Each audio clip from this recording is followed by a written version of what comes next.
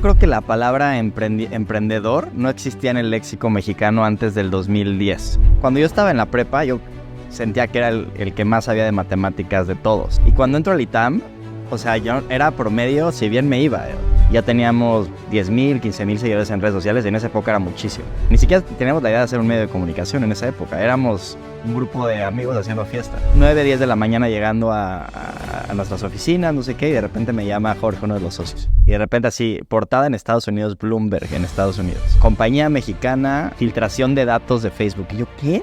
O sea, ¿qué es esto? Y literal, así a los 10 minutos, una llamada de Estados Unidos y un reportero del New York Times. Oye, necesito tus comentarios en la historia que acaba de salir en Bloomberg. Y de repente igual, Washington Post me habló a los otros 5 minutos. Y yo como, güey, o sea, no sé, yo no sabía ni qué estaba pasando.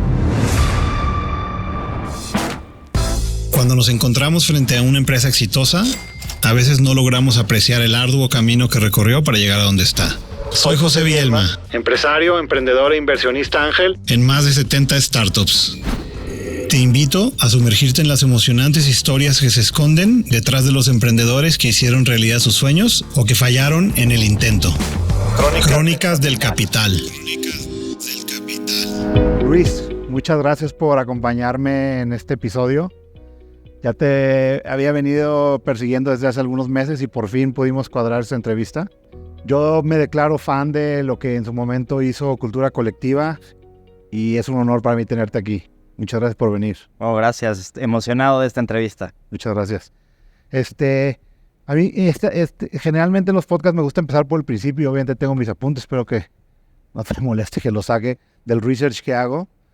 Obviamente me gusta empezar por el principio y los dos tenemos algo en común, que los dos estudiamos en el ITAM, aunque tú estudiaste matemáticas aplicadas y yo estudié Derecho. No coincidimos en tiempo, porque tú estudiaste más cuando yo ya me había titulado, pero pues la experiencia de haber estudiado en el ITAM, eso es algo que generalmente une a todos los itamitas, ¿no? Me acuerdo muy bien en mi tiempo que los que estudiaban mate aplicada generalmente eran como una tribu dentro del ITAM, como separada de los demás, ¿no? O sea, los abogados estaban siempre con los abogados, los economistas eran quizás los más abiertos, que se juntaban con todos los demás, los de ciencia política así, y los de mate aplicadas, que generalmente eran menos estudiantes, eran muy cerrados, ¿no? Por lo menos esa es la memoria que yo tengo.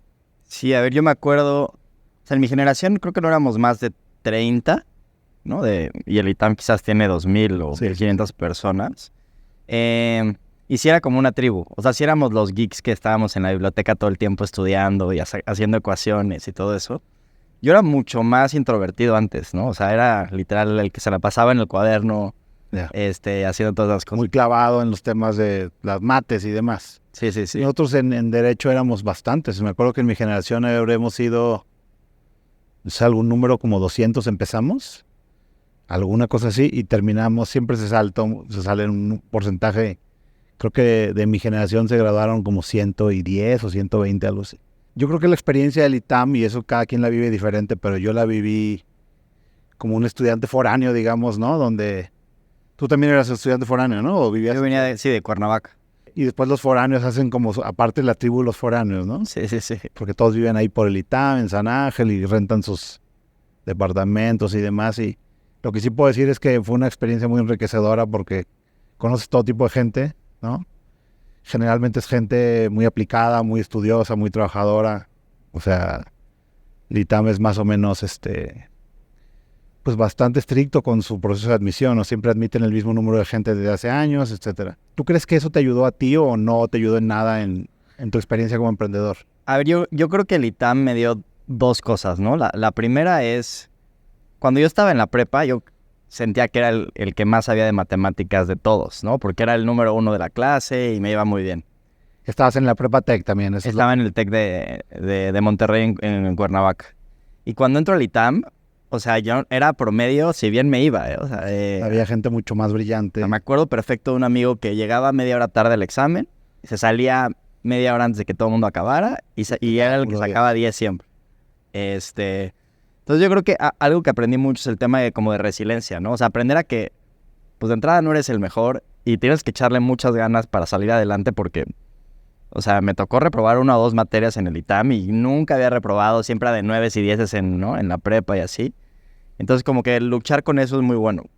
O sea, como que aprendí a tener que echarle muchas ganas a muchas cosas en la vida. Ahora, creo que hay una parte negativa del ITAM que no te da nada de trabajo en equipo. Yo cuando salí era como que el que decía como, no, yo hago todo y soy el mejor y todos me la pelan y así, como que obviamente no hacía nada de equipo y todos me mandaban a volar y no era bueno, ¿no? Haciendo equipo con nadie. Sí, a mí me pasó lo mismo, tanto situaciones donde yo quería hacer todo o situaciones donde alguien más hacía todo y te ponían los nombres, pero realmente no era trabajo en equipo, efectivamente. Sí, y otra cosa que como foráneo es difícil en el ITAM es que, digamos que hay cierta tipo de gente en Ciudad de México que es muy cerrada, ¿no? O sea, la gran mayoría que es como de clase media, de gente de trabajo, muy abierta y te recibe muy bien como foráneo. Pero hay cierto tipo de personas no quiero decir mala onda, pero como, digamos, el chilango fresa típico es muy cerrado, ¿no? Es muy difícil hacer amigos, digamos, con ese demográfico, en mi experiencia. Pero bueno, eso es nada más anecdótico, ¿no? Una cosa que me llama la atención de tu carrera, de lo que estuve viendo, es que realmente tuviste poca experiencia laboral antes de emprender, ¿no? ¿O trabajaste en algún lado? A veces es buena anécdota. Yo iba a trabajar en McKinsey. O sea, mi vida se iba a ir para otro lado por completo. O sea, ya te iban a contratar. O sea, literal, llegué al proceso de McKinsey. De hecho, con otros 2 amigos que estudiaron matemáticas, igual. Llegamos a las entrevistas finales y a los 3 nos fue muy bien. Y la única diferencia es que mi vestimenta, o sea, era el único que no fui de traje a las entrevistas. Ya. Y además traía como un pedazo de pelo como más largo del lado izquierdo, muy raro.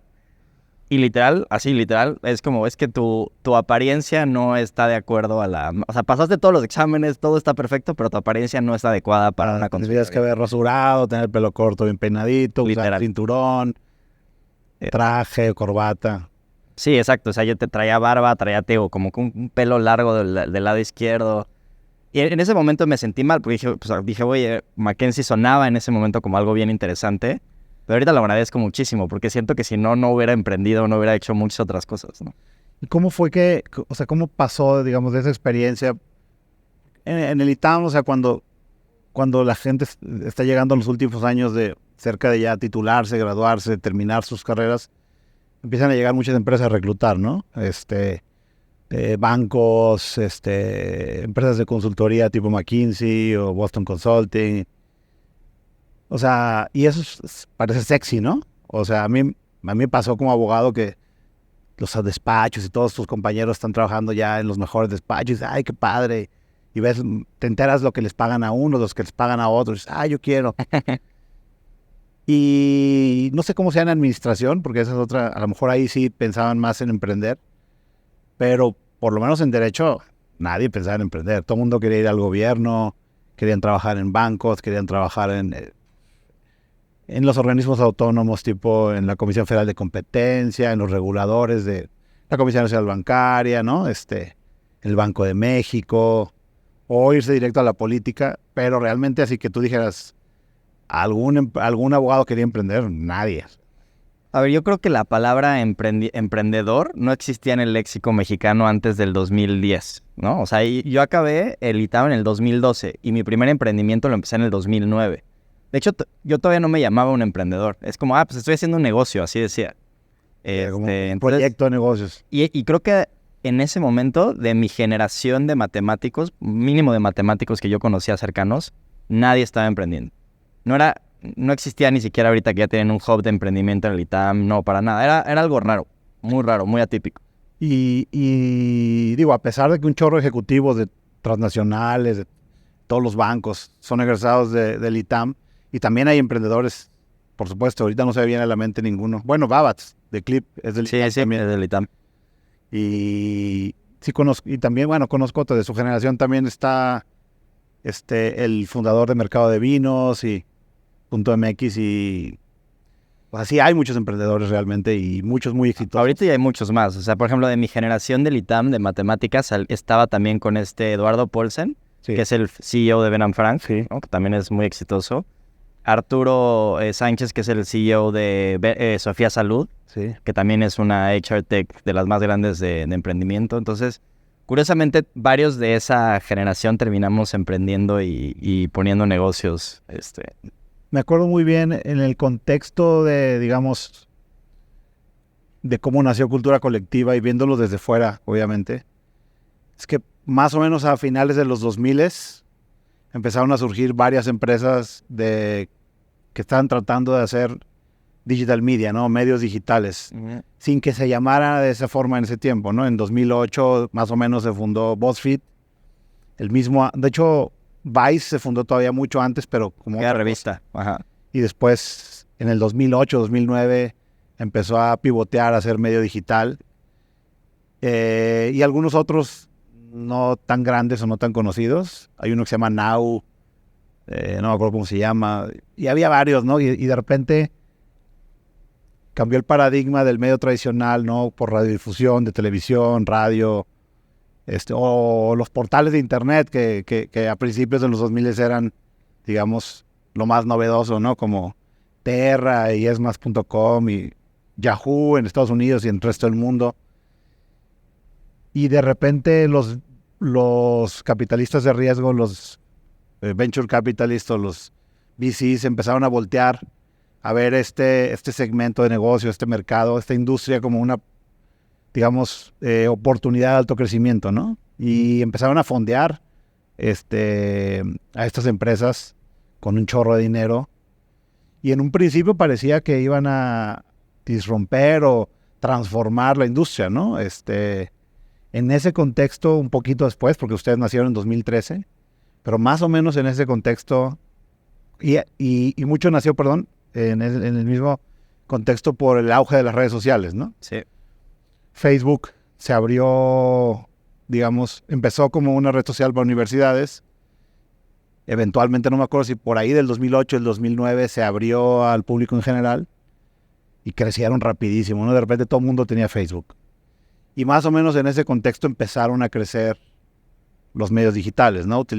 Montándose sobre plataformas de terceros para que su contenido se hiciera viral. Sí, a ver, yo creo que se dan como que varias intersecciones en ese momento. O sea, empiezan las redes sociales, pero algo importante es que cuando empiezan las redes sociales todavía no son algoritmos los que te dan las noticias, sino si tú seguías una página o a un amigo, todo lo que se publicaba te salía en el feed. Todo lo veías. Y entonces eso hacía que todo el mundo decía, oye, si yo tengo muchos fans, voy a llegarle a millones de personas, como si tuvieras casi suscriptores de una revista impresa. Y en ese entendimiento en donde los venture capital o los inversionistas dicen, oye, si empiezas a tener muchos seguidores, esto puede ser similar a tener, ¿no? Visitas en la televisión o viewers en diferentes lados, ¿no? Entonces, en ese contexto yo creo que se empieza a dar como que toda esa parte. Y algo interesante es que también, por primera vez, o de manera más fuerte, yo diría, en los medios, la parte numérica empieza a ser muy relevante. Porque como ya puedes sacar muchos datos de quién vio, quién no vio, y exactamente si hay una reacción, un like o un comentario, entonces como que de repente, curiosamente, en un perfil de alguien como un matemático empieza a ser más relevante en los medios cuando antes nada que ver, ¿no? Claro. O sea, de hecho, la gente que estudia comunicación, si le preguntas, el 90% te dicen que estudian comunicación en general porque no les gustaban las mates. Así casi te dicen mucha gente eso. También los abogados dicen eso, pero sí, sí, cierto. Los de las ciencias de comunicación dicen, no, yo no quiero matemáticas, ciencias de la comunicación. Pero ahora se ha convertido realmente en también, digamos, analytics driven, ¿no? O sea, al final todos son números. Entonces ustedes empezaron en ese contexto, pero no empezaron realmente como lo que terminó siendo Cultura Colectiva. Al principio era una comunidad, ¿no? A ver, cuando empezamos, la realidad es que empezamos haciendo fiestas. O sea, empezamos, o sea, literal era, un día dijimos, ¿sabes qué? Había una premisa muy romántica también de como cuando sales de la universidad y quieres cambiar el mundo y así. Y decíamos, a ver, creamos que en México hay gente sumamente creativa, ¿no? Eso es un poco lo que veíamos. Y por otro lado... Artistas, músicos. Exacto. O sea, veíamos que había gente que conocíamos. En ese momento, curiosamente, conocimos a algunos artistas de Ciudad Neza, en la Ciudad de México, que nos sorprendieron de lo interesantes que hacían. Y también vimos, exacto, músicos, gente que hacía poesía, de todo tipo de cosas. Dijimos, oye, ¿cómo es posible que no conozcan, ¿no? mucha más gente a estas personas? Y fue muy sencillo, oye, ¿por qué no hacemos una fiesta? Los ponemos a hacer un performance en vivo de lo que hagan y cobramos por la fiesta porque pues es la manera de generar ingresos. Claro. Y un poco lo que pasaba en ese tiempo también era que de repente el internet ya era, digamos, un medio al que cualquiera tenía acceso para poder hacer contenido, ¿no? Sí. Cuando antes, pues si no tenías el escaparate, si no tenías el medio, si no tenías una frecuencia de televisión, de radio, pues digamos el gatekeeper era el medio, entonces para entrar era muy difícil, ¿no? Pero con el internet y con YouTube y con las redes sociales, pues realmente cualquiera, literalmente cualquiera puede hacer contenido.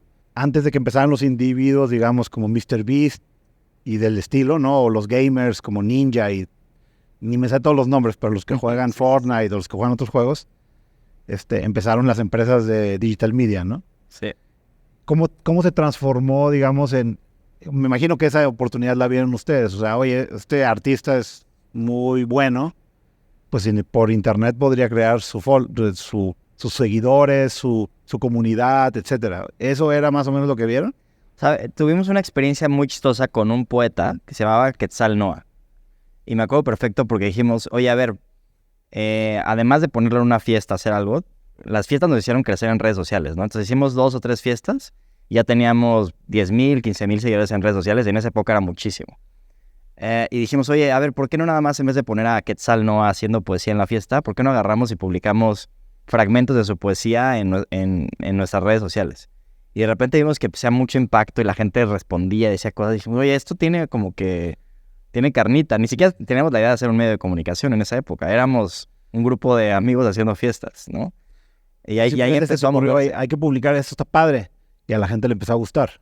Sí, literal. Y lo veías que le gustaba porque te seguían, le ponían like, lo comentaban, lo compartían. Sí, y es justo la combinación que había, que era, yo me clavaba y bajaba todos los analytics. En esa época era increíble. O sea, le agarrabas Facebook y te bajaba todo en un Excel y no sabes la maravilla de cosas que puedes hacer con todos los analytics. Y por otro lado, tenía uno de mis socios, que se llama Jorge, él era el creativo. Y decía, sí, ya vi, está padre tus números y lo que sea, pero ya vi que puedes, ¿sabes? Como que esta poesía con estas características va a jalar más. No le metía el elemento como creativo y así. Y en ese tiempo, también, ¿esto era en Facebook o en qué otra red social lo hacían al principio? Teníamos 2, teníamos Facebook y Twitter en esa época. Pero Twitter tenía menos usuarios que Facebook en ese entonces. Todavía, pues, pero en ese entonces también, ¿no? Twitter tenía, yo creo que sí, pero era como bastante relevante, sí. Twitter en esa época. O sea, ha perdido mucha relevancia con el tiempo, pero sí. Y en ese tiempo podías descargar esta información porque ni siquiera Facebook entendía las implicaciones de todo lo que se podía generar con la data que ustedes, digamos, generaban con el contenido que creaban. Entonces Facebook, pues, dale, ¿no? O sea, te compartía todo. Sí. Y obviamente eso te ayudaba a crear, a aprender qué cosas funcionaban o cómo le hicieron ahí. Y ahí como que un paréntesis, porque yo antes de crear Cultura Colectiva, con un grupo de amigos de matemáticos del ITAM, hicimos una empresa que se llamaba en su momento Yo Propongo, que literal lo que hicimos fue, dijimos, oye, hay tanta data en redes sociales, comentarios, ¿no? O sea, sobre la gente, sobre temas políticos, sobre temas de la ciudad, que hicimos, ¿por qué no empezamos a bajarla? Empezamos a hacer como árboles y conexiones, y nos empezamos a dar cuenta que esa data valía mucho. Entonces literal la empaquetábamos, íbamos con el gobierno y le decíamos, oye, aquí hay información súper interesante, ¿no? De ahorita suena horrible esto, ¿no? Pero entonces era como que como matemáticos como que sacábamos información empaquetada de redes sociales y hicimos varios como varias cosas con el gobierno en la Ciudad de México. Luego trabajamos en Ciudad Juárez por un tema de violencia, porque en esa época había como muchísima matanza en Ciudad Juárez. Entonces yo estuve trabajando 2 años eso y ya conocía esa fuerza y ese poder. Entonces cuando entro a Cultura Colectiva empezamos haciendo fiestas y luego se empieza a transformar en redes sociales, como que yo ya sabía cómo utilizar esa data. Ligaste. Sí. Obviamente me imagino que esa data la usaban con buenas intenciones para que el gobierno tuviera Sí. información para políticas públicas. A ver, hasta, te digo, era nuestra época romántica en la que queríamos cambiar el mundo. Entonces, más bien llegábamos con el gobierno y le decíamos, oye, aquí hay, ¿no? O sea, aquí la gente está empezando a generar más violencia. Muy chistoso, había una correlación, aunque te suena una locura, entre la cantidad de baches que había en una zona de la ciudad y la violencia doméstica, por ejemplo. Ya. ¿No? O sea, cosas así que ni te puedes decir. Entonces decía como, oye, arréglate estos 5 baches y estos 5 topes y se va a disminuir la violencia doméstica en esta zona, ¿no? O sea, como el tema de la correlación y la, ¿cómo se llama cuando es causa y consecuencia o simplemente es correlación y no sabes? Sí, la correlación no implica causalidad, ¿no? Exactamente. Entonces, pero bueno, los gobiernos no tenían esa data, no había forma de tenerla y puede servir, ¿no? Para poder llevar a cabo políticas públicas que mejoren la calidad de vida de la población. Lo que pasó después, eso ya es otra historia, vamos a llegar ahí hace al rato, pero digamos que al principio todo parecía como muy, pues, ¿cuál es la palabra? Sano, sin malas intenciones. Como todo, pues hay gente que después aprovecha este tipo de cosas para hacer negocios y también para hacer cosas, digamos, malas, ¿no? ¿Cómo fue que cuando empezaron esto de cultura colectiva, empezaron a hacer las fiestas, empezaron a publicar el contenido? ¿Cómo se dieron cuenta que mejor, digamos, que cultura colectiva podía tomar forma como lo que terminó siendo? O sea, lo que pasó es que después de ser, como te decía, 3 o 4 fiestas, ya teníamos bastantes seguidores en redes sociales, o sea, como unos 20,000, una cosa así. Y entonces dijimos, ¿sabes qué? Podemos explotar estos seguidores. Y hicimos 1000 cosas. En esa época igual, ya sabes, que crees que puedes dominar el mundo porque acabas de salir de la universidad. Pusimos una galería de arte, hicimos como, según nosotros era un centro de talleres artísticos, también invitamos a gente a dar talleres. Pusimos la página de internet, hicimos como 3 o 4 cosas, porque también seguíamos haciendo fiestas. Según nosotros teníamos 5 negocios al mismo tiempo, pero realmente ninguno generaba dinero y sustentabilidad de nada. Y luego tuvimos una reunión con y ahí fue mi acercamiento por primera vez a un venture capital o un fondo de capital de riesgo. Y tuvimos una reunión con ellos. En esa época se llamaba AllVP, ¿no? Que ahora se llama High, de los primeros fondos de estos en México. Y les presentamos todo lo que hacemos y así, y nos dicen... ¿En qué año fue, te acuerdas? Esto ha de ser 2014.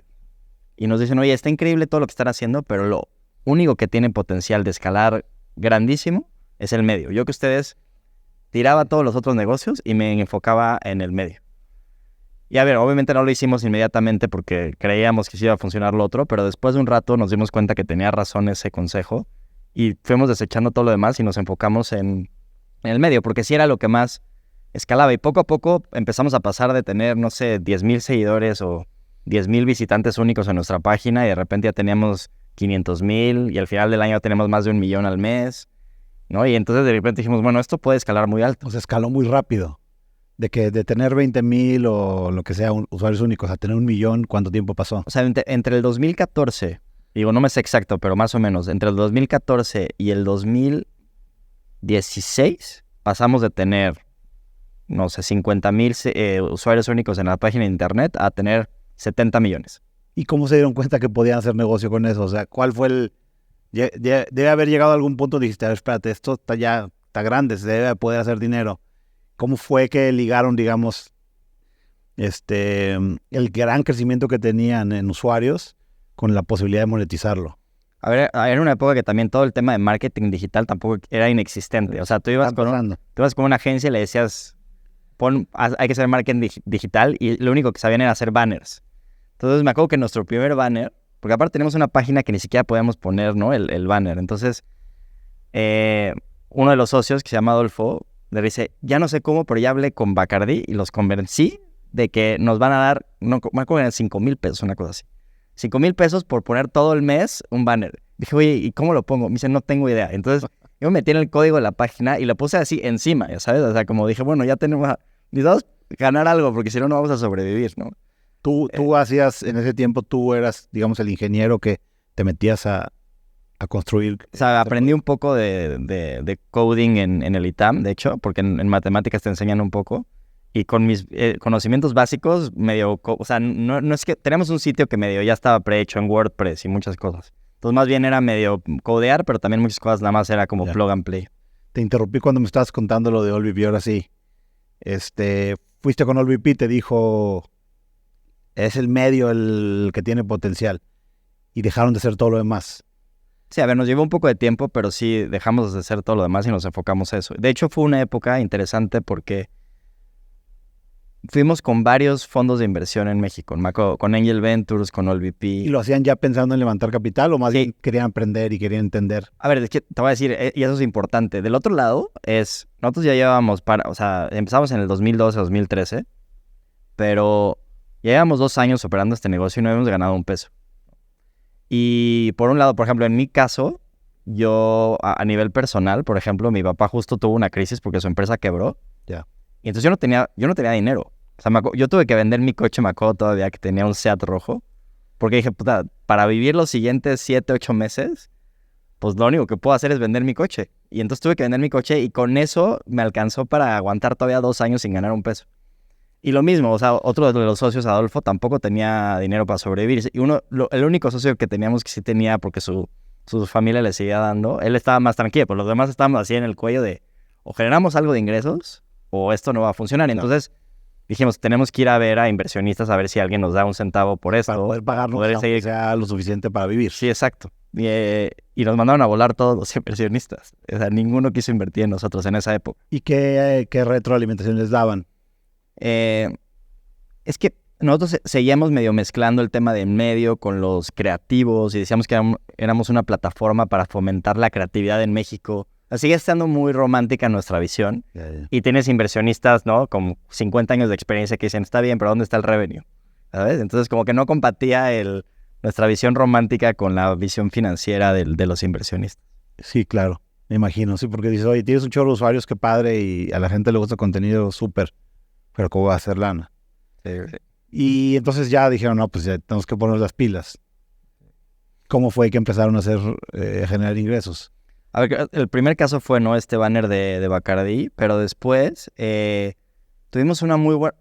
Raro, pero tuvimos una muy buena campaña con National Geographic. Nos convencimos de que íbamos a hacer algo increíble en nuestro sitio, que teníamos muchos usuarios. Contratamos un mago que hizo unos contenidos increíbles y nos dieron una buena lana.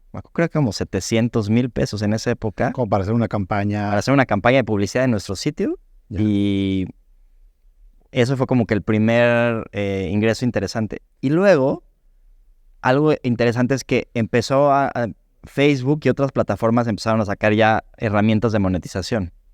Entonces ya no necesitabas necesariamente ir con alguien más, sino mismo Facebook te empezaba a dar un poquito de dinero. ¿Eso en qué año fue? ¿Te acuerdas? Hijo, yo creo que va a ser como 2016 quizás. Ya. Y entonces, ahí bien interesante porque yo descubrí cómo hacer arbitraje. O sea, decía, oye, si yo compro, me acuerdo perfecto, yo gastaba como, si yo cobro, me gasto $1,000 en comprar fans en Facebook, directamente en Facebook, o sea, nada de bots ni nada, sino legítimo. Sí. Facebook me daba en anuncios 1,500. Decía, oye, ¿cómo? O sea, me estoy vendiendo 1,000 y me da 1,500 y entonces dije, puta, voy a aprovechar esto lo más que se pueda. Y entonces empezábamos a generar arbitraje y de repente se generó como un flywheel que empezó a crecer y crecer y crecer los usuarios. También lo que pasaba, me acuerdo en ese tiempo, es que si comprabas usuarios directamente en Facebook, era más fácil que tu contenido se hiciera viral y que se lo mostrara a más gente en el newsfeed, ¿no? Que sigue siendo un poco, según yo. Sigue siendo un poco, pero ya ha cambiado mucho. Digo, ya hace nosotros un tiempo compramos poquitos seguidores para la página del canal que tenemos. Pero cambió muchísimo después y realmente ya no tiene ningún sentido. Pero en aquel momento sí, porque cualquier cosa que hicieras que estuviera más o menos decente en cuanto a calidad, Facebook te la hacía viral y tenías un chorro de engagement y se lo mostraba a todo el mundo y la gente reaccionaba pero todo eso cambió después. Digo, ya llegaremos ahí, pero... Y el otro truco también era como... Creo que había una parte en la que decíamos nosotros que hacíamos contenido irreverente. O sea, poníamos cosas que no ibas a encontrar en el clásico periódico en México ni en la clásica revista, ¿no? O sea, me acuerdo yo perfecto que publicábamos hasta, no sé, ya sabes, como las 7 posiciones sexuales o diferentes cosas así. De repente nos pasábamos, la neta era demasiado agresivo, pero como no había nada de... O sea, no te bloqueaban nada en redes sociales. Y era muy chistoso porque estadísticamente eran de esos contenidos que nadie comentaba, nadie shareaba, pero los más vistos. Y luego del otro lado tenías así como de los libros más interesantes de no sé qué, todo el mundo lo shareaba y lo comentaba, nadie lo veía. O sea, todo el mundo comentaba, pero nadie leía el artículo en sí. Cuando ponías cosas como muy sofisticadas, intelectuales, todo el mundo comentaba y así, pero decías como, oye, qué curioso, tengo 5,000 likes en esta publicación, pero lo leyeron 5 personas, ¿sabes? O sea, el otro tenía bien poquitos likes, pero... El otro nadie lo comentaba y tenían millones de views, ¿no? En ese tiempo, ya me imagino que ya estamos ahí por el 2014, 2015, 2016. Para ese entonces ya me acuerdo muy bien que BuzzFeed y Vice, sobre todo, que eran los más grandes, ya habían levantado millones de dólares, o sea, cientos de millones de dólares, ¿no? Y un poco estaban generando también muchísimos ingresos. Y de repente fue como no sé si una fiebre, ¿no? Y de repente empezaron a salir medios digitales de todo tipo. Y todo el mundo estaba creciendo, ¿no? Era relativamente fácil crecer, porque con que hicieras ciertos tweaks en Facebook, todo el mundo empezaba a crecer cientos de miles o millones de usuarios, ¿no? Y todavía parecía que era la nueva gran oportunidad, ¿no? Es bien interesante para mí es bien interesante, siendo parte de la industria de los medios tradicionales, cómo al final es una promesa que no se cumplió, ¿no? O sea, al final esa es mi percepción, igual tú sabes más de eso que yo, pero y me lo corregirás, pero mi percepción es que, digamos, las circunstancias políticas en Estados Unidos, sobre todo después de que ganó Trump en 2016, y digamos lo que pasó después, que fue como una tormenta, ¿no? de problemas políticos para Facebook, generó que esos modelos de negocios dejara de ser viable, ¿no? Porque ustedes tuvieron mucho éxito, tenían millones. Bueno, vi, dentro de las cosas que vi, una cosa que me llamó la atención es que en el 2017, más o menos cuando levantaron capital, que ahorita me gustaría entrar a eso, tenían como casi 5 millones de usuarios únicos por mes. Sí, sí. O sea que un mundo de gente. O sea, yo creo que han de haber sido en ese entonces de los medios que, digamos, con más usuarios únicos, ¿no? Yo me acuerdo de la estadística. Incluyendo cuando lo comparabas con el Universal y con, sí, con Milenio, que son ahorita como los más grandes de los medios tradicionales. Pero Cultura Colectiva de repente ya está por encima de todos ellos. Me acuerdo perfecto porque teníamos unas pantallas en la oficina donde teníamos así en tiempo real los usuarios que teníamos y también nos íbamos comparando contra otros medios. Y durante, yo creo que como año y medio, 2 años, tuvimos más visitas que casi todos los medios en general en México. Y así como que llegó tomaron, digamos, la industria, como que de repente todo el mundo, Cultura Colectiva, ¿estos quiénes son, no? Me acuerdo yo los vi a ustedes en el 2017 en Monterrey, una feria que todavía hacen que se llama INC o INC. Ya, sí. No sé si tú y tus socios dieron una conferencia, ahí estaba yo en el público. Y y ustedes eran muy abiertos con sus números. Entonces, no tenemos tantos usuarios, hacemos tantas piezas de contenido, tenemos en todo, me acuerdo que, aparte, eso no solo fue en México, en todo Spanish Speaking Latam, ¿no? En todo Latinoamérica, excluyendo Brasil. Y aparte fueron muy, muy buenos en monetizarlo. Sí, teníamos, me acuerdo una estadística perfecta con la que llegábamos con las marcas, que le decíamos, 1 de cada 2 jóvenes en México, o sea, de abajo de 30, lee Cultura Colectiva una vez al mes. O sea, literal, entonces con eso era, si querías atacar a los jóvenes, tenías que estar con nosotros.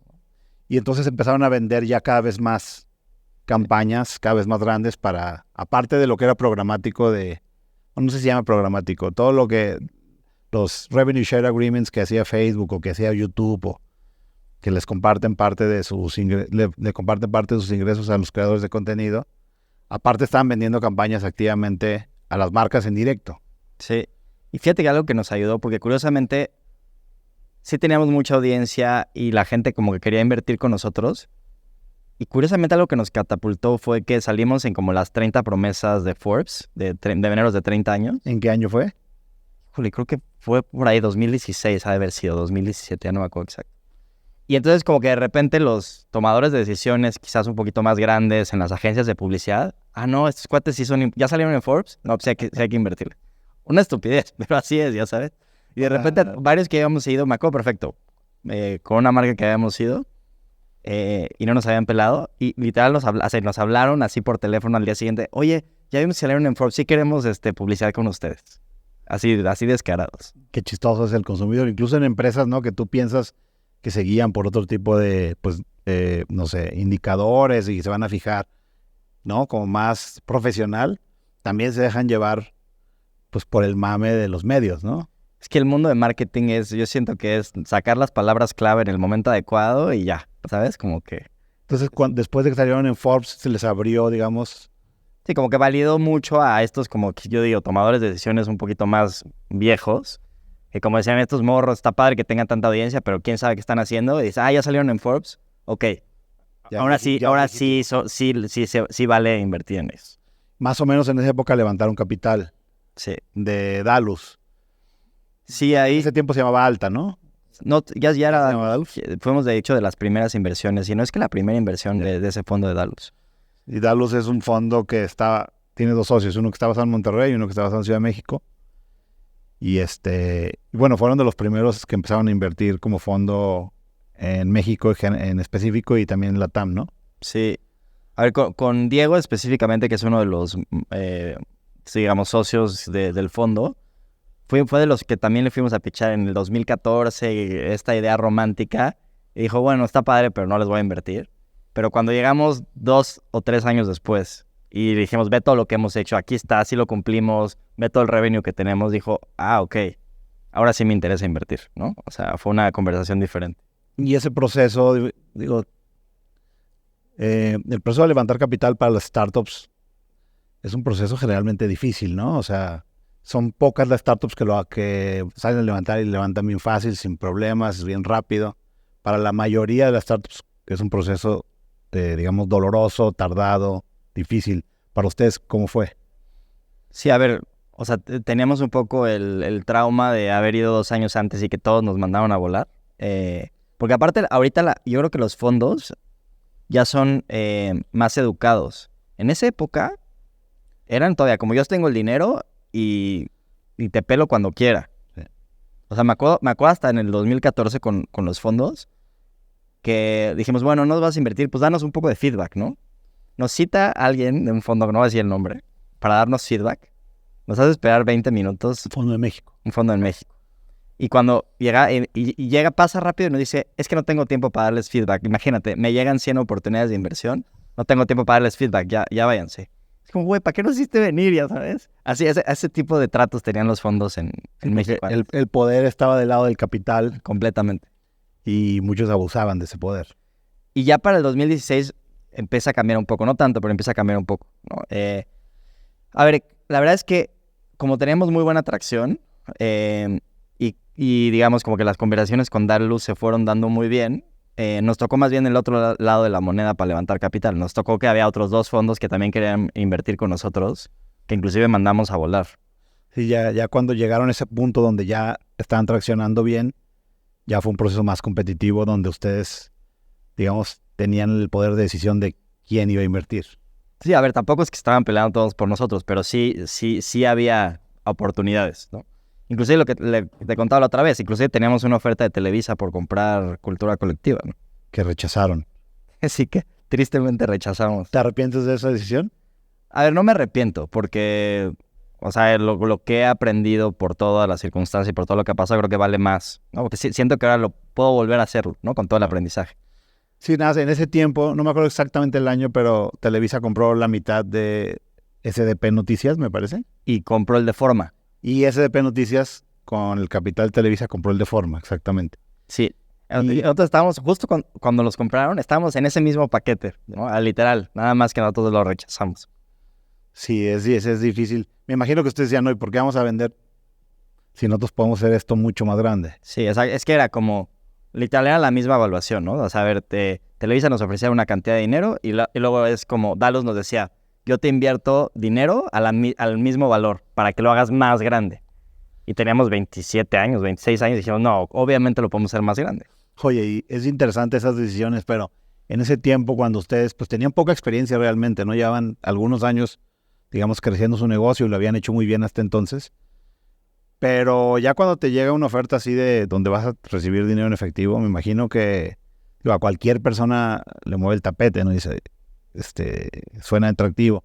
En ese tiempo pidieron consejo, tenían algún mentor, no sé, algún profesor, algún alumno, algún compañero o amigo que tuviera más experiencia.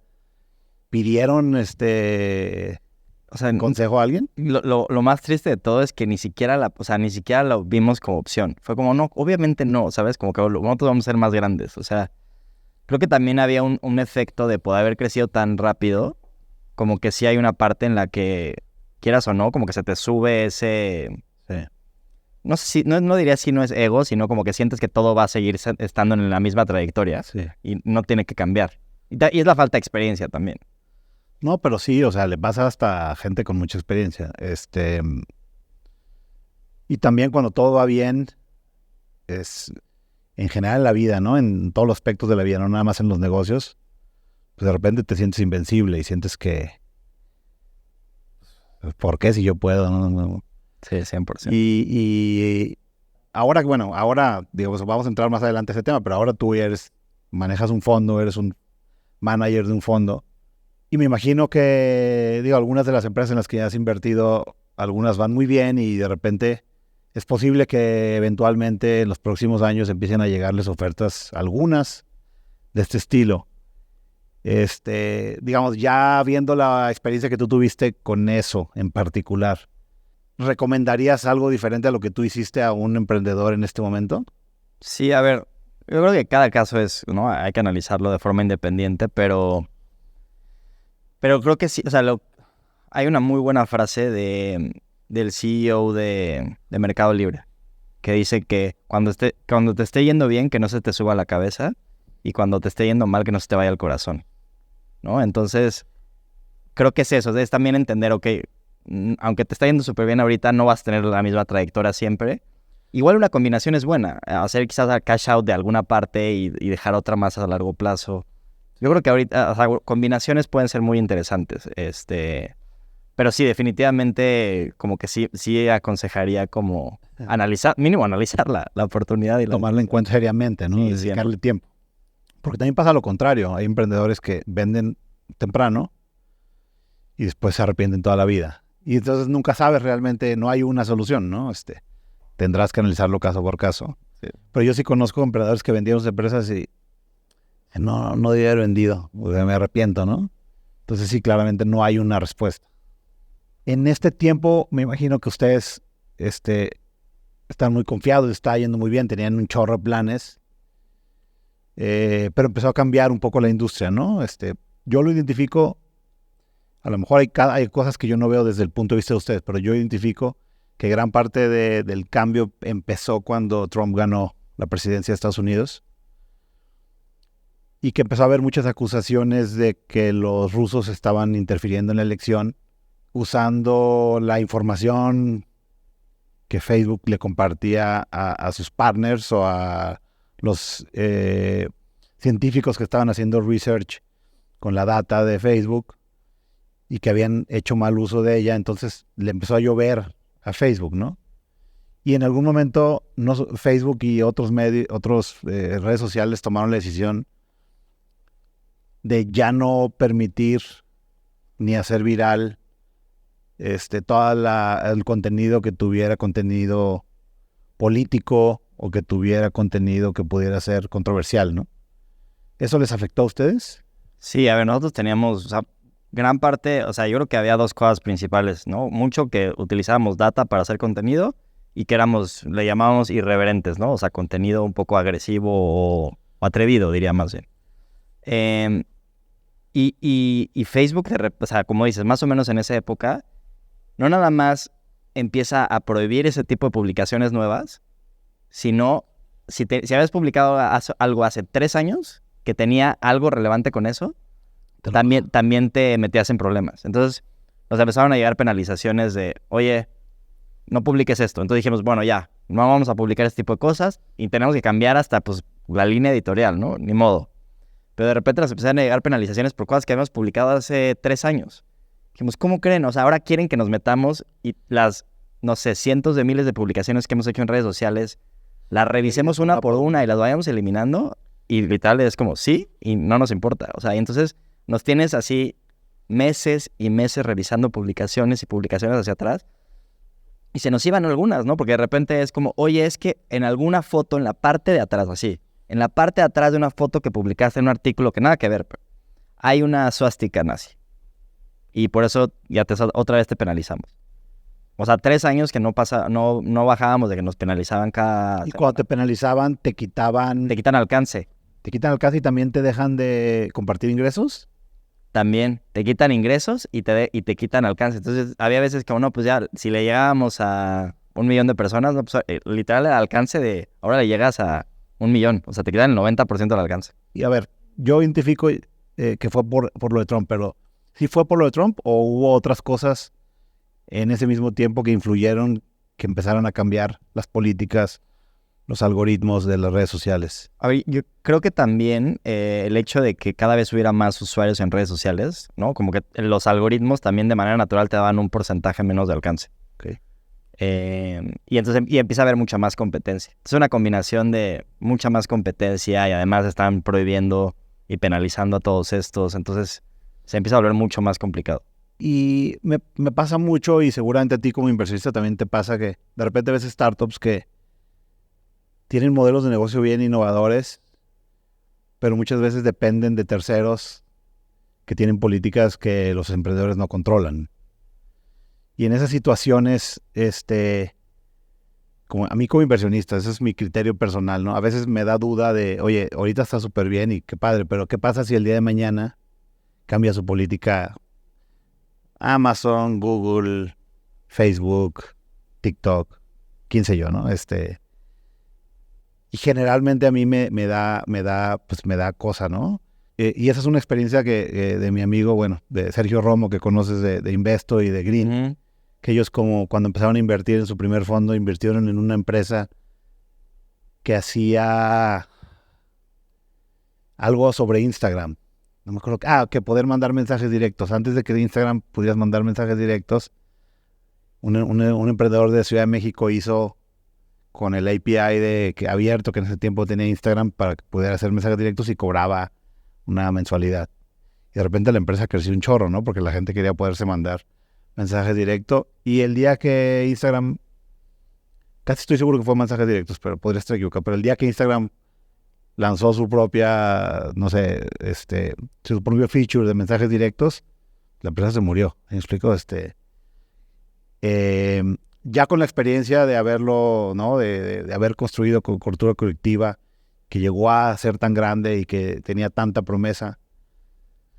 Cuando tú ves ese tipo de cosas, ¿cuál es tu opinión? O sea, ¿qué recomiendas? ¿Qué haces? ¿Te gusta? ¿No te gusta?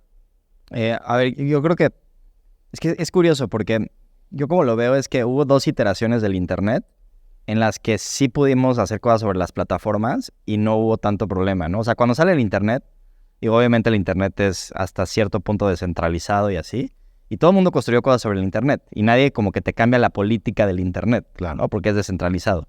Entonces como que mentalmente dijimos, ok, esto funciona. Y luego salen, ¿no? Como que todos el tema mobile. Y si te das cuenta, la mitad del Internet está montado sobre Apple y sobre Android. Y si Apple cambiara mañana las políticas, puede quebrar la mitad de los negocios, ¿no? Puede quebrar a Uber, porque dice, bueno, ya no quiero Uber. ¿Y ahora cómo pides Uber si ya no te lo puedes sacar en un Android o en un iPhone? Sí. Pues de hecho lo hicieron, por eso Epic Games, Exacto. que es el desarrollador de Fortnite y de otros de estos juegos, no me acuerdo cuál otro, lleva litigando con Apple no sé cuántos años porque dice que su política de cómo cobran hace que ellos no puedan hacer negocio, y que es un monopolio, ¿no? Sí, pero en general muchos de los negocios del Internet funcionan sobre esas 2 plataformas. Totalmente. Y entonces como que en la iteración social, todo el mundo dijo, oye, pues probablemente vamos a poder construir cosas encima de Facebook, ¿no? O encima de las redes sociales. Parecía natural en ese momento. Pero no, definitivamente no. Entonces creo que sí, o sea, como le dicen, tener como un single point of failure, ¿no? O un solo punto de falla, que si te cambian algo o quiebra el negocio, es algo con lo que no puedes construir un negocio. Lo que hicimos nosotros fue mucho diversificar. Decir como, bueno, pues vayámonos a otras redes, tengamos otro tipo de revenues. Y literal eso, yo lo decía como si fuera una mesa con 4 patas, ¿no? O sea, bueno, si me quitan una, sigue estando medio parada. Si me quitan dos, pues medio la balanceo, pero ahí todavía la mantengo parada, ¿no? Pero si nada más tengo una pata y la quitan, se cae la mesa, ¿no? Entonces, como que creo que ahí está el truco, diversificar eso. Sí, porque, digo, Cultura Colectiva en su momento, habías hecho hasta un deal de contenido con Argos, de Pigmenio Ibarra, y iban a hacer contenido específicos para redes, y me imagino, no me acuerdo si eran series o documentales, algo así. Series, sí. O sea, estaba volando alto, ¿no? Y No, y pusimos oficinas en Nueva York. Yo viví en Nueva York como 6 de meses. hecho, vi una entrevista que te hicieron en Nasdaq, que la publicaron en YouTube. No sé dónde más la publicaron, donde tenías un country manager para Estados Unidos. Sí, teníamos un director de Estados Unidos y todo. Y o sea, el potencial se veía enorme, ¿no? ¿En qué momento empezaron a darse cuenta que eso, digamos, que era frágil o que podía romperse? A ver, después del 2000, quizás 17, no, a partir entre el 2017 y 2018 fue nuestro pico en ingresos y en audiencia, entre esos 2 años. Y a partir de ahí, el siguiente año, o sea, el 2019, empezó a bajar, ¿no?, los ingresos de manera significativa. Entonces ahí como que se empezó a sentir, ¿no?, esa parte.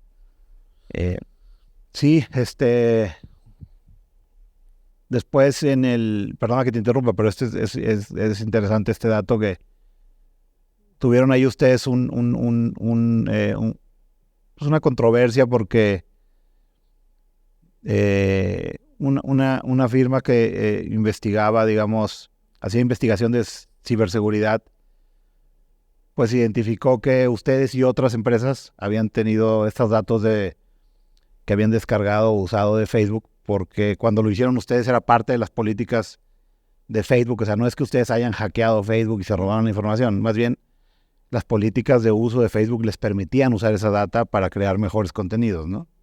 Sí, a ver, yo creo que se dio la tormenta perfecta porque, a ver, ahí te va la historia. Yo un día así llegando a la oficina, porque en esa época ya tenemos un edificio entero en la colonia Roma, ¿no? 250 trabajadores.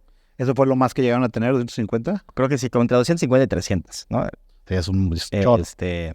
Me acuerdo perfecto, como 9, 10 de la mañana llegando a nuestras oficinas, no sé qué, y de repente me llama Jorge, uno de los socios. Me dice, ven a ver esto. Y yo, ¿qué? Y de repente así, portada en Estados Unidos, Bloomberg en Estados Unidos.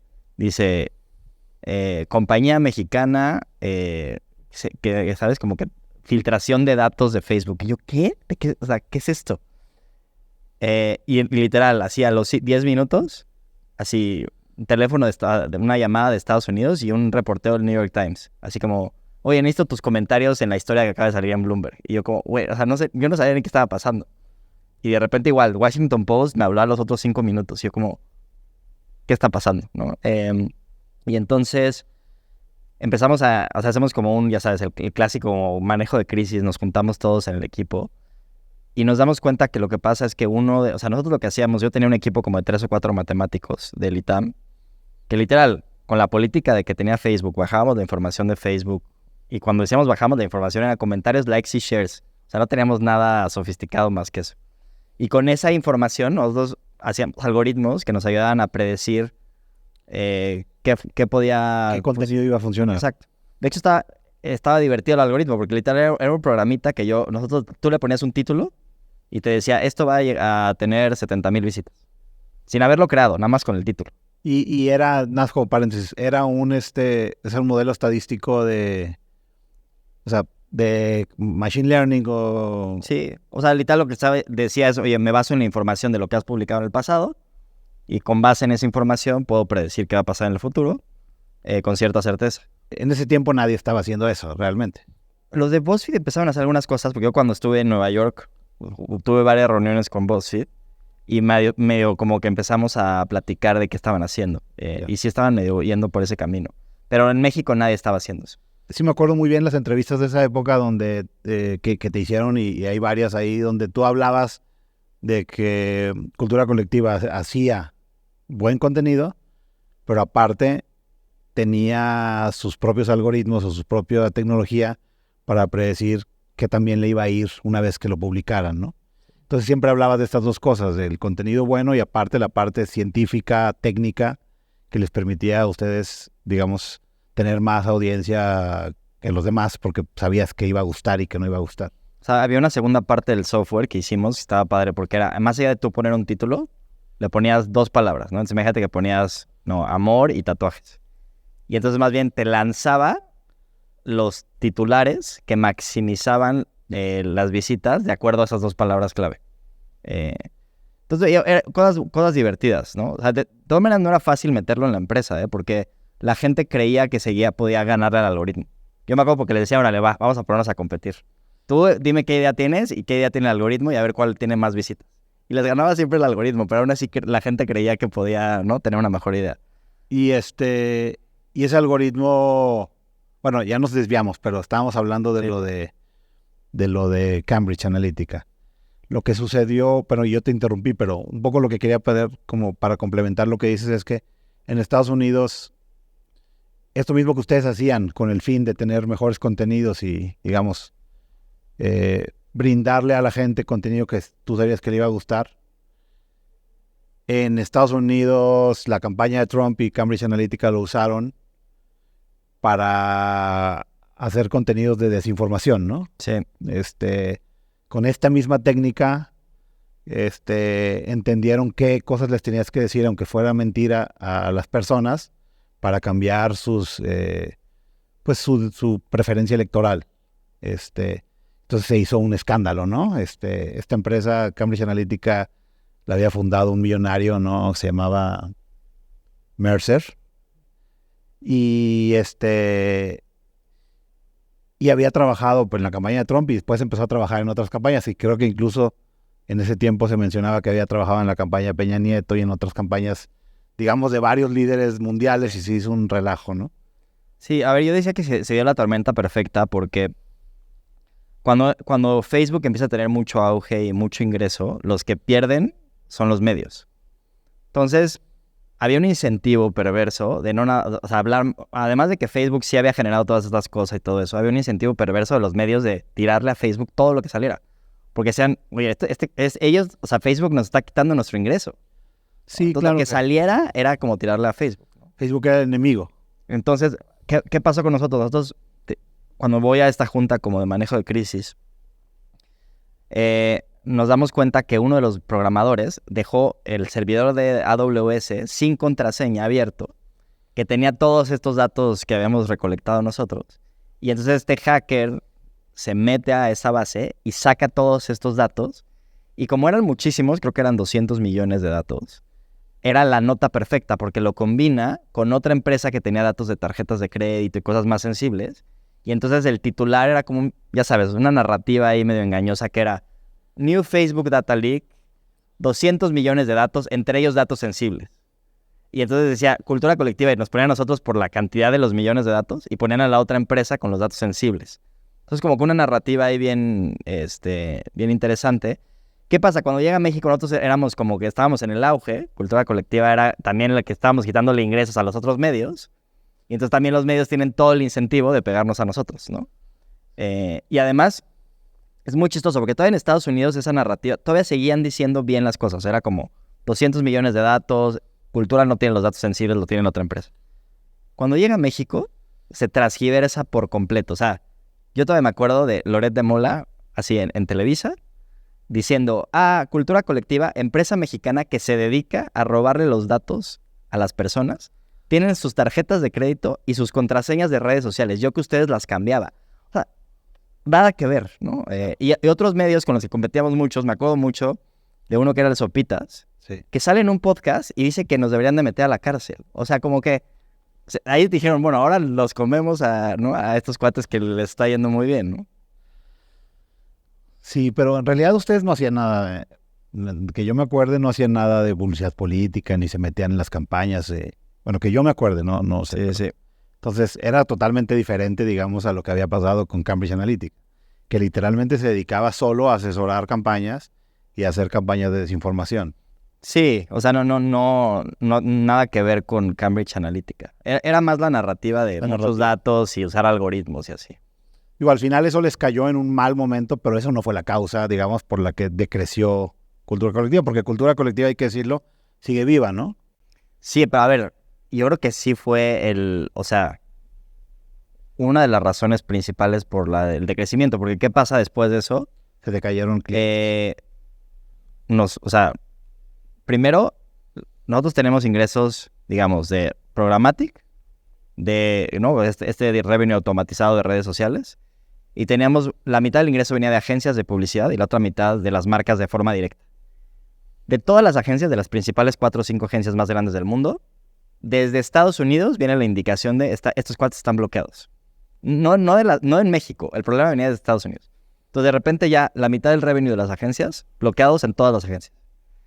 Y luego teníamos muchos clientes directos, bancos, y cuando bancos tienes problemas con datos, no, olvídalo. O sea, perdimos el 80% de los ingresos de un año a otro por esa noticia, ¿no? Pasamos por unos momentos en los que, pues, obviamente, cuando tienes que recortar, bueno, pierdes el 80% de los ingresos. Tienes que recortar. Hay que recortar a mucha gente y ni siquiera hay dinero para pagarle la liquidación. Entonces es como, bueno, ahora, ¿no? Te tengo que cortar como empleado y además tengo que decir que igual te empiezo a pagar la liquidación en 6 meses y ya un año, si bien me va, y si no, pues no tengo de otra, y si no, demándame. Y mucha de la gente con la que habíamos crecido eran amigos nuestros, ¿no? Porque Jorge y yo éramos muy amigos de la prepa y de repente decíamos, puta, nos vamos a quedar sin amigos, cabrón, porque ya no, o sea, estamos corriendo a nuestros amigos y que te otra lección, ¿no? No hagas negocios con tus amigos. Sí, cada uno.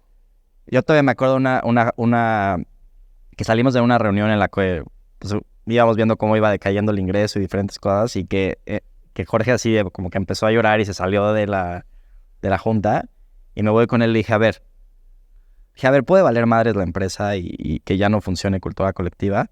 Al final lo único que te quedas en la vida es como que la relación que tienes con las personas, ¿no? Entonces vamos a seguirle chingando y hay que seguir siendo directos y lo mejor que podamos ser como seres humanos, aunque esté pasando una situación culera. Y si ya sí vale madres, ni modo, es lo que era, ¿no? Pero pues echémosle ganas. Y así como que poco a poco fuimos tratando de rescatar la empresa, ¿no?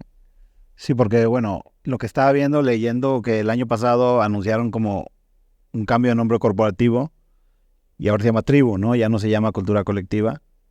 Y siguen manejando lo que tienen todavía de medios digitales, que entiendo que siguen teniendo un chorro de usuarios. Uh-huh. Me imagino que en estos años han tratado o han podido volver a ganar algunos clientes. Por lo menos una empresa que sigue viva y está en marcha, ¿no? Sí, o sea, fue una batalla difícil, pero hubo una agencia en la que pues, teníamos contacto con el director general en México. Creo que si no hubiera sido por él, es un cuate que se llama Chepus Ginebra. Okay. Y él estaba en Grupem, que es una de las agencias más grandes del mundo, o grupos de agencias. Y le dijimos, oye, le contamos la historia, le enseñamos, hasta hicimos, ya sabes, como que una auditoría interna de datos para que viera, oye, no, o sea, es una narrativa externa, no es una realidad. Nos creyó y él se echó la batalla de hablar con la agencia en Estados Unidos y decir, ¿sabes qué? Ahí les va. Yo voy a darles el primero otra vez como cheque de... el voto de confianza para volver a hacer campañas y toda la cosa. Y otra cosa también importante, porque y ya no sé si fue lo ideal o no, pero mucha de la gente interna en la empresa decían, tienes que salir a hablar y decir que no lo hiciste mal, ¿no? Pero por otro lado teníamos como que unos asesores de crisis que te dicen, no, o sea, tú lo que digas, tú eres el malo de la historia. Tú lo que digas vas a quedar peor. Entre menos digas, mejor. Y entonces me acuerdo perfecto porque dije, no, yo quiero salir a hablar. Le dije, bueno, vamos a hacer una cosa. Te vamos a dar chance de que a hacer una prueba. Alguien te va a entrevistar y tú vas a responder y lo vamos a grabar y vamos a ver cómo te fue. Y lo intenté y cuando lo ves desde afuera es como, sí, claro, o sea, yo soy el malo de la historia, eso ya nadie lo va a cambiar y difícilmente voy a salir adelante. Entonces era contraproducente hacerlo. Exacto. Entonces, tristemente, pero luego las mejores estrategias, aunque tú no hayas hecho nada malo y no, o sea, como que es no decir nada, porque no, nada más haces más grande el problema. Y en ese entonces, esa experiencia de manejar crisis, pues, siguen estando súper jóvenes, que tienes menos de 30 en ese tiempo. Sí, yo creo que sí, o por ahí de los 30 quizás. Y nunca antes habías manejado una crisis. O sea, digo, como que startup, ¿no? Porque va creciendo. Sí, y va tienes mil crisis, pero aún así pública, ¿no? Donde los medios están hablando de ti, te hablan del New York Times, o sea, ese tipo de crisis no la habías manejado nunca. Sí, nunca. Contrataron una agencia o un Sí. despacho de asesoría de Contratamos un manejo de despacho crisis. que nos ayudó bastante, la verdad. Y digo, ya tienes esa experiencia. Si eso le pasara a alguna de las empresas con las que estás involucrado como inversionista, ya digamos que tú sí le podrías ayudar por toda la Sí. experiencia que tienes. Sí. ¿Es algo que vendes o no? O sea, En algún momento lo empezamos a vender, pero no le dimos No, seguimiento. Sí. sí, porque por ejemplo, digo, algo parecido le pasó a Green, ¿te acuerdas, no? Sí, Cuando sí. que sus empleados tomaron la bodega y que casi parecía una huelga, y ¿sí te acuerdas de eso? Sí. Que también fue en un momento donde John y Sergio ya ni eran parte de la empresa, porque el consejo la había vendido ya, ¿no? Y obviamente todo el mundo se volteaba con ellos, tú fuiste hijo de tal por cual, ¿no? Y yo digo, pues, No, me acuerdo, a mí la gente hasta me escribía o sea, como mensajes así de que publicaba una cosa en mi Instagram y de que así como roba, ¿sabes? Como que es un ladrón. eres un ladrón, no sé qué, es como... Y dije, ya no voy a publicar nada en redes, ¿no? Durante unos 6 meses, porque si no... ¿En qué año saliste tú de Cultura Colectiva? Yo estuve operando hasta el 2022. Otra cosa interesante que te quería preguntar es que, y lo digo porque es cronológico, más o menos en esa época, un poquito antes de eso, tú también tenías un podcast. Empecé un podcast, creo que en el 2021, justamente. Hiciste como 30 y tantos episodios. Sí. Se llama Héroes, ¿no? Se llamaba Héroes y entrevistamos igual como emprendedores o artistas así reconocidos. Lo hice con Jorge. Fue muy buena, como igual también como para sacar ese lado más de platicar y creativo y todo eso. ¿Y por qué lo dejaste de hacer? Si se puede saber. No sé, sabes, como que igual y sentí que era como mucho... Es muy buena chamba hacer el research, Sí. entrevistar bien. Sí, es trabajo, pues. Sí, es buen trabajo. Y no sé, quizás como que no sentí que tenía tanta atracción. Y dije, bueno, igual soy el entrevistador más interesante. Hubiera tomado más tiempo, nada más. Yo creo que sí. Yo creo que eso era un tema de constancia, nada más. Sí, MrBeast publicó hace tiempo, creo que el año pasado o en 2022, un tweet donde ponía la cantidad de views que tenían sus videos que hacía en YouTube, ¿no? Entonces el primer año, no me acuerdo exactamente los números, pero algo así como que el primer año tuvo 10,000. El segundo año tuvo 3,000. Entonces, no manches, ya ahí es donde todo el mundo se da por vencido, ¿no? Y después el tercer año le fue peor todavía, así, no pudo levantar. Y a partir del cuarto año tuvo 100,000 y de ahí ya creció hasta lo que es hoy, ¿no? Que tiene, no sé, 20 y tantos billones de views. O sea, miles de millones de views al año, ¿no? Sí, es lo que le dicen el overnight success que tomó 10 años. Pero él sí, un poco lo que trataba de decir MrBeast es que cuando haces cualquier cosa realmente, pero cuando él hablaba del contenido, cuando es contenido, toma tiempo, ¿no? Sí, 100%. Y toma tiempo a perfeccionarlo y construir una audiencia. Sí, pero sí entiendo lo que dices y un poco mi enfoque de eso es que pues tienes que ser constante y si no tienes prisa, pues ahí vas. Que es un poco como crecen todos, ¿no? Entrevistaste, de hecho, a un buen amigo mío que se llama Gustavo Arronis. Ah, sí. Lo vi hoy y no lo voy a escuchar. Lo voy a escuchar. Ese episodio me llamó la atención. Una cosa que es interesante es que saliste de dirigir, porque tú eres el director general de Cultura Colectiva en todo este proceso. Y ahora eres un manejador de fondo de Venture Capital, que se llama Bridge Latam. Me gusta el enfoque que tienen ustedes, bueno, o tú con tu fondo o con tus socios, porque es un fondo que está fondeado principalmente por otros emprendedores exitosos, ¿no?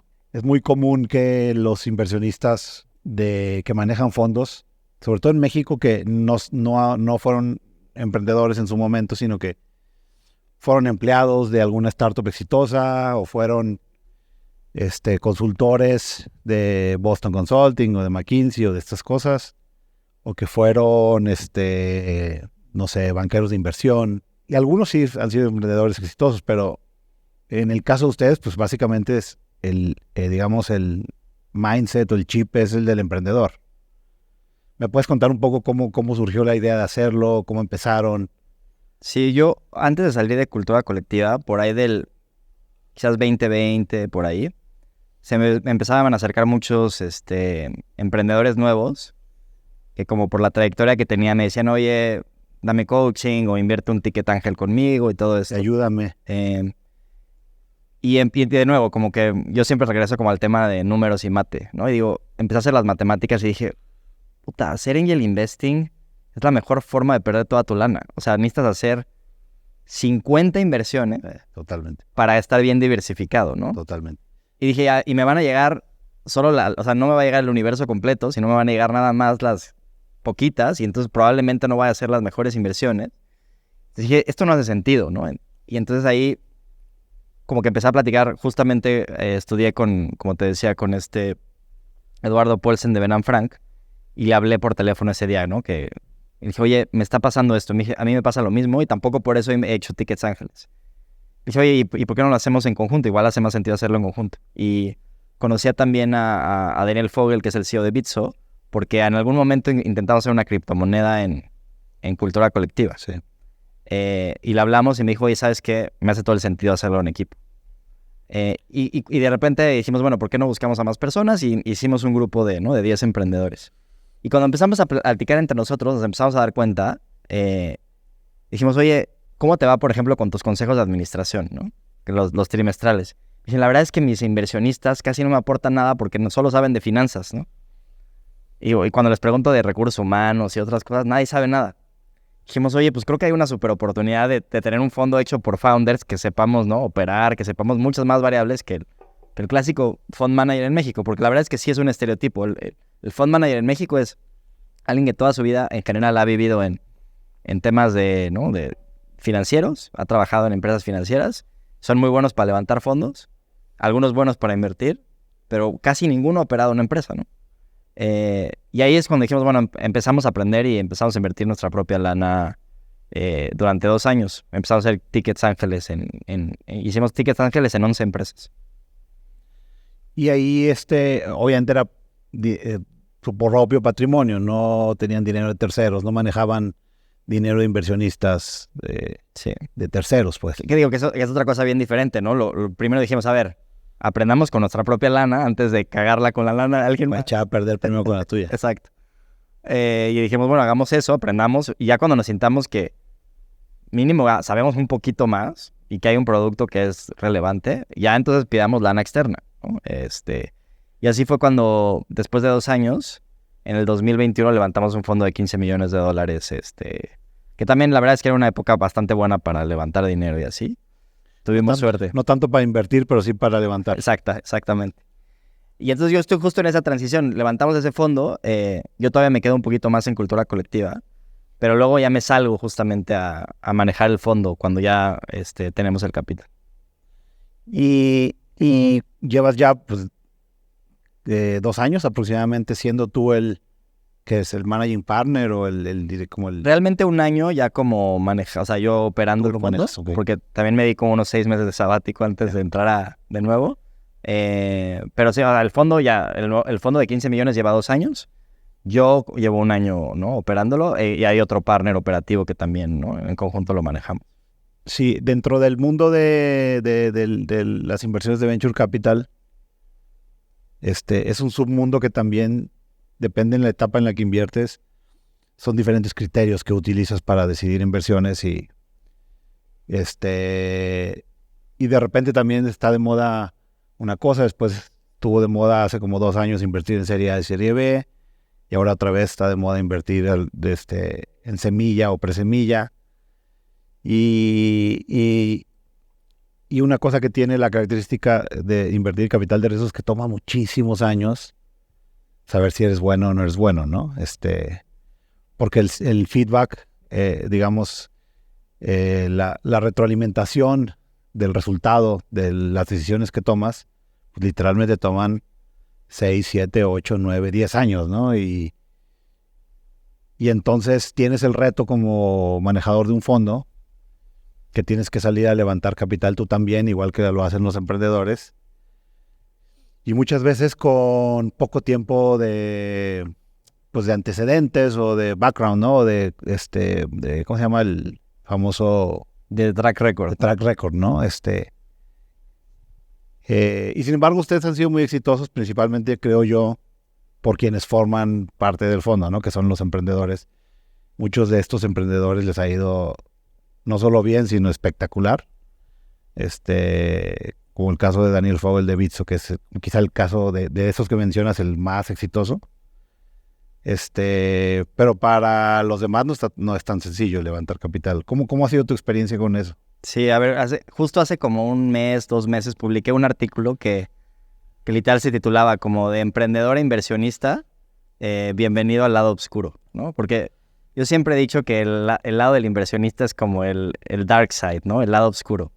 La verdad es que cuando era emprendedor, yo pensaba que los inversionistas nada más estaban ahí tirando la hueva y te daban un ticket y no hacían mucho más, ¿no?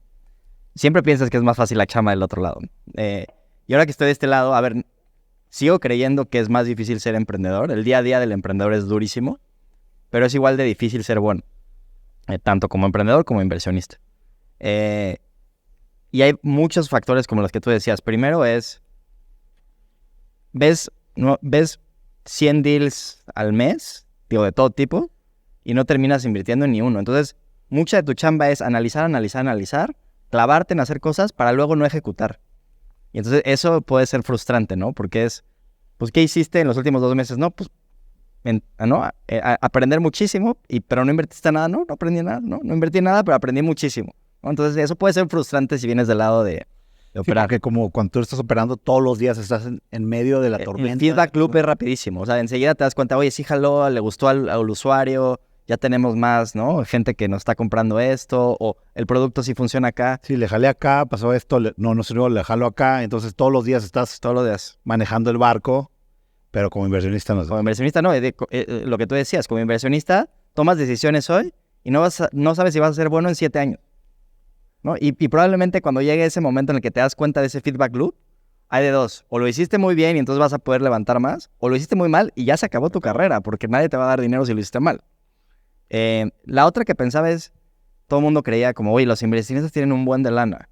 La verdad es que el porcentaje que tienes para manejar un fondo no es mucho dinero lo que tienes. Entonces, realmente vives, yo ahora vivo así como pichicateando de no podemos gastar tanto en la oficina, no podemos gastar tanto en esto. O sea, como que hay que cuidar muy bien los gastos porque el dinero es para invertirlo, no para gastártelo tú para operarlo, Sí, ¿no? Entonces, un poco para los que no saben de este tema es que el manejador de fondos gana de 2 formas.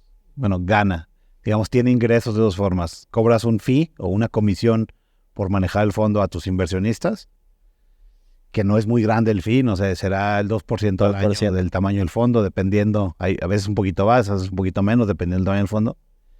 Y después tienes como una comisión por desempeño, que se llama carry, donde es más o menos el 20% de la rentabilidad o de las utilidades del fondo.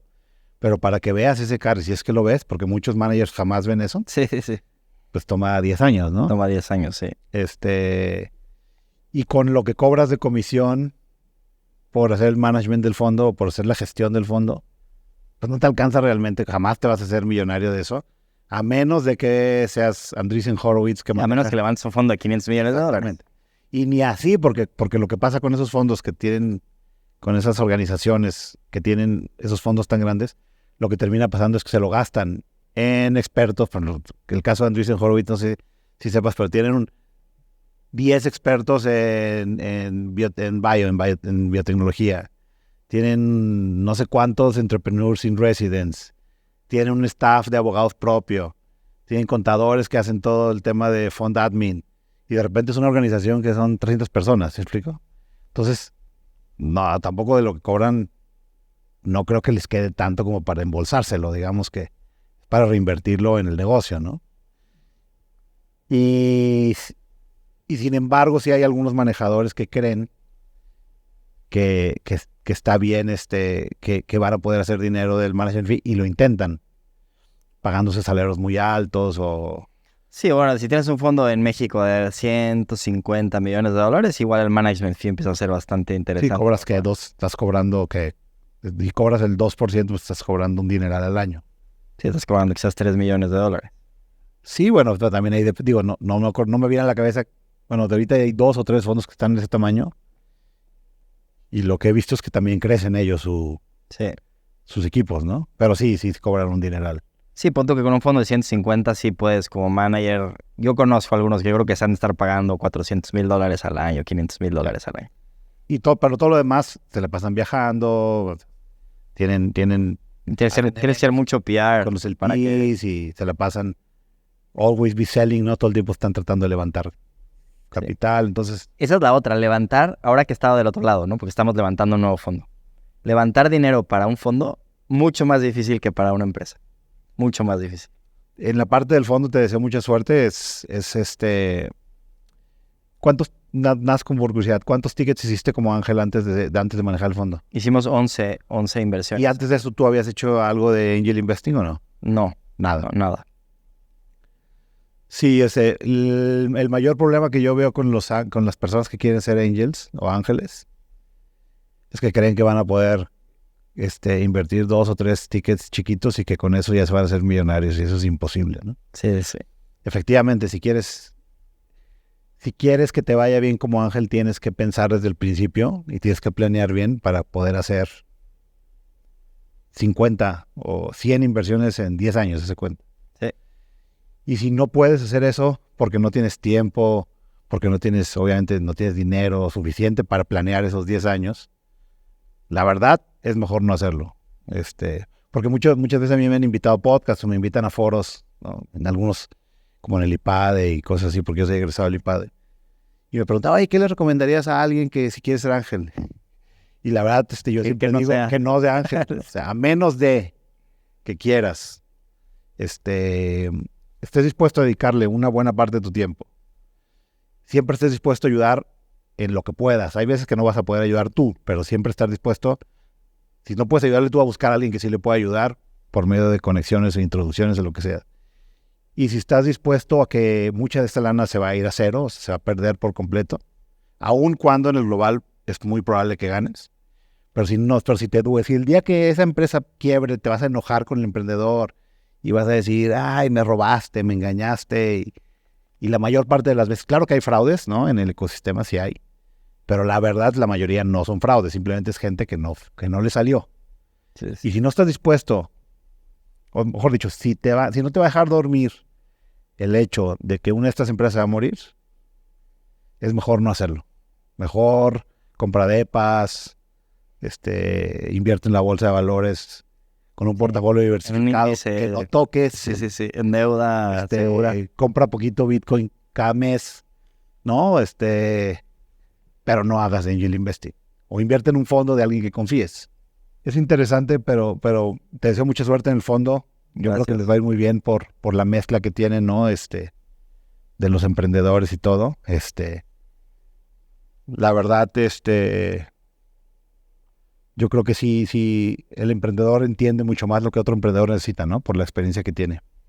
Sí, yo creo que hay una parte de empatía muy cañona, ¿no? O sea, como que, y sí lo he vivido, ¿no? O sea, como que cuando yo hablo con alguien que hemos invertido, no nada más es cómo vas, qué onda con el producto, sino también hay una parte hasta psicológica de, a ver, güey, ¿cómo estás? O sea, no, ya no me importa el producto, tú personalmente, porque eso es bien importante. Si el emprendedor emocionalmente no está bien, lo demás no funciona. Entonces, a veces mis conversaciones son de esas. O sea, tú personalmente, ¿cómo estás? ¿Qué tan preocupado? O sea, ¿qué tan ansioso estás últimamente? Porque todos están súper ansiosos como emprendedores. Y ahí como que se puede abrir una comunicación diferente, interesante. Oye, una cosa que le pregunto a todos es, tú has estado, digamos, en tu carrera profesional como emprendedor en las más altas, ¿no? Donde todo parece que estás como volando entre las nubes, así, porque todo iba súper bien. Y en las más bajas, ¿no? En las épocas de crisis, como cuando pasó esto de los datos.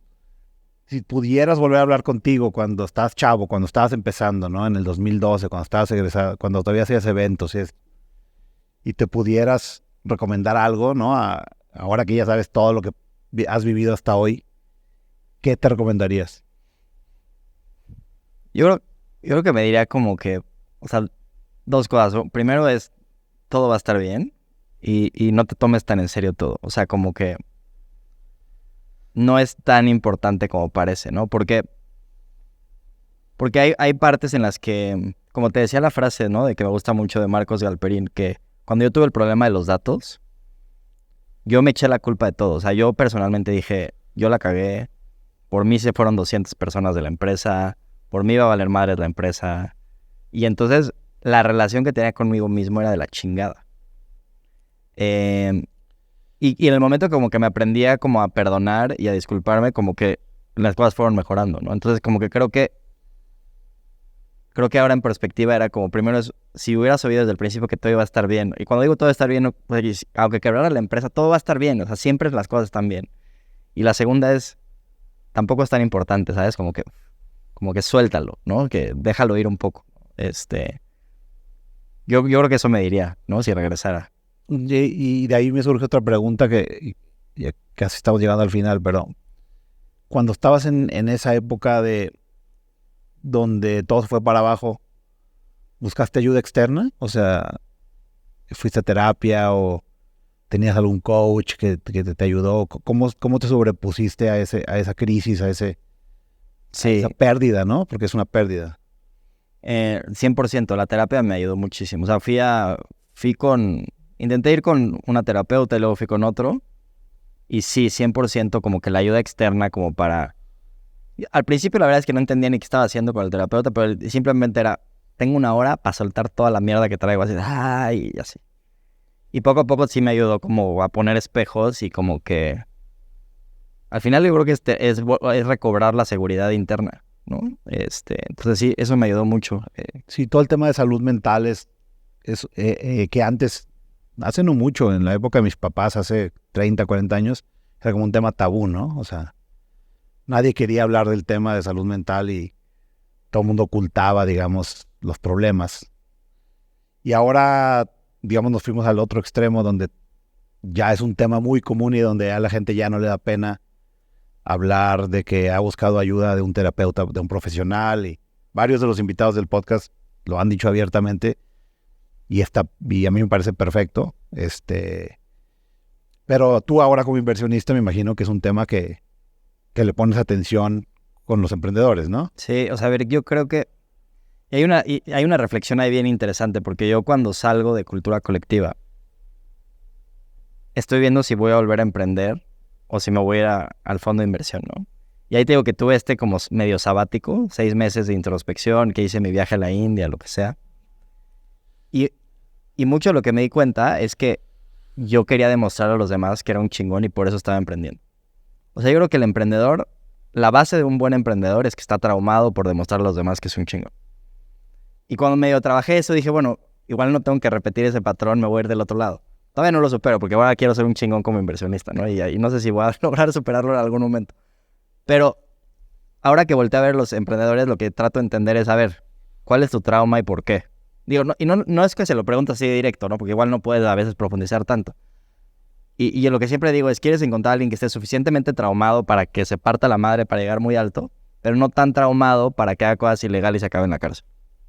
Ahí está como que el punto medio. Pero sí necesitas eso, o sea, una persona que está sana internamente y súper... Digo, a menos que tenga una pasión súper clara, pero en general necesitas ese medio trauma interno, ¿no? Para demostrarle a tu papá o a tu mamá generalmente que... Sí, a tus hermanos, a tus amigos, cada quien tiene a alguien. Cada quien tiene su... O al profesor que de chico dijo que valías madre y que nunca iba a hacer nada.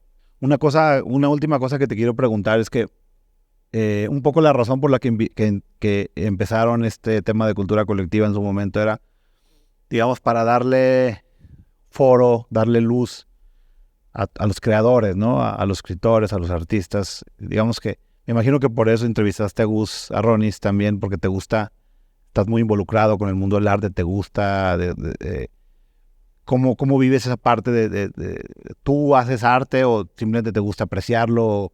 ¿Cómo es tu relación con esa parte creativa? Sí. Pues a ver, es que yo creo que eso viene desde chico, porque mi mamá es pintora. Ya. Entonces tengo a mi mamá pintora, mi papá más como numérico, él es arquitecto, pero casi más ingeniero que arquitecto. Entonces yo sí tengo esta dualidad, ¿no? O sea, con mi papá es hablar de matemáticas y números y con mi mamá siempre es hablar de filosofía y arte. Sí.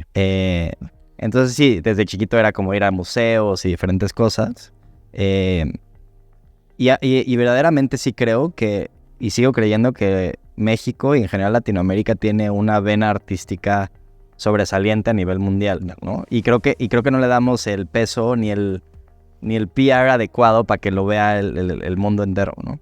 Totalmente, y lo puedes ver en todos los aspectos, ¿no? En música, en artes plásticas, en baile, en literatura, etcétera, etcétera. Yo digo, nada más tienes que salir a la calle y ver la cantidad de changarros que hay, ya sabes, o sea, como que, o puestitos de comida, ya con eso, Totalmente. ya ves la creatividad, ¿no? En general. Luis, creo que hay un chorro de cosas que me gustaría seguir, pero ya estamos al final. Te agradezco un chorro por la apertura que has mostrado. Un poco la razón por la que empecé este podcast es porque este tipo de experiencias como la que tú viviste, a veces los emprendedores no tienen acceso a ellas, ¿no? Y todo termina sucediendo tras bambalinas y lo que termina pasando es que lo que hay son chismes, ¿no?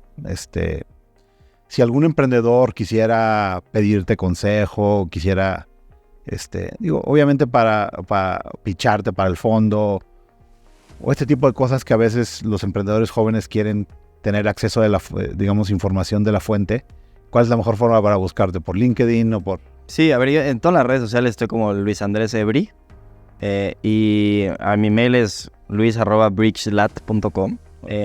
Yo siempre digo, pensando en eso que yo viví con los fund managers en el 2014, yo lo veo al revés. Yo digo, como fund manager, mi chamba es escuchar a los emprendedores y tratar de ayudarlos. A veces invirtiendo y a veces simplemente con un consejo, pero es mi chamba. Entonces, Claro.